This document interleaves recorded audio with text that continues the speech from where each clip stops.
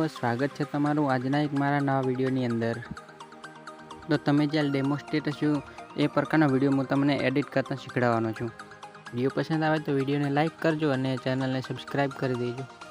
તો સૌથી પહેલાં તમારે પ્લસના આઇકન ઉપર જઈ અને એક નવો પ્રોજેક્ટ બનાવી લેવાનો છે. પ્રોજેક્ટ બની જાય એટલે તમારે સોંગને એડ કરવાનું છે. અંદર સોંગ એડ થઈ જાય એટલે તમારે જેટલી સેકન્ડનો વિડીયો બનાવવો હોય તેટલેથી તમારે આ સોંગને કટ મારવાનો છે. જેમ કે હું 21 સેકન્ડ ઉપર કટ મારું છું. કટ મારી અને જે પાછળનું સોંગ છે તેને ડિલીટ કરી નાખવાનું છે. સોંગ ડિલીટ કર્યા બાદ તમારે ફોટાને એડ કરવાનું છે. પ્લસના આઇકન ઉપર જઈ મીડિયા ઉપર જઈ અને તમારો ફોટો અહીં એડ કરી નાખવાનો છે. ફોટો એડ થાય તમારે વિડીયોના લાસ્ટમાં જવાનું છે અને છેલ્લે સુધી લઈ જવાનું છે.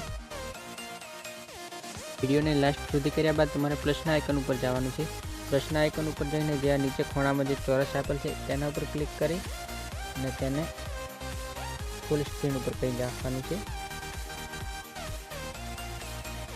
સ્ક્રીનમાં કર્યા બાદ તમારે વિડીયોને લાસ્ટમાં જઈ અને પણ છેલ્લે સુધી લઈ જવાનું છે.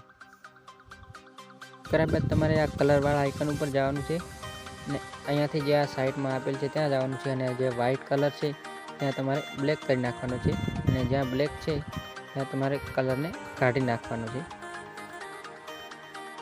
કલરને કાઢ્યા બાદ તમારે આ વિડીયોમાં જે પટ્ટી જેવું દેખાય છે તેને વચ્ચે લાવવાનું છે.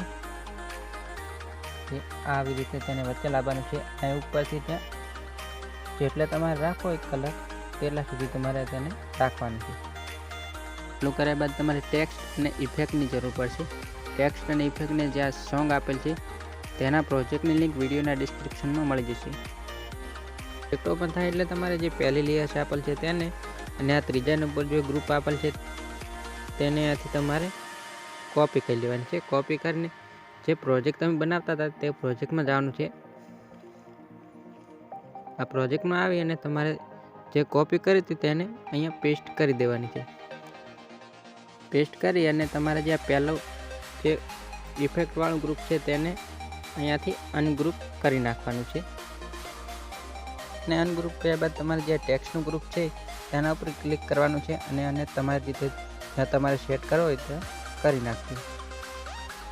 આટલું કરશો એટલે તમારો વિડીયો બનીને તૈયાર થઈ જશે.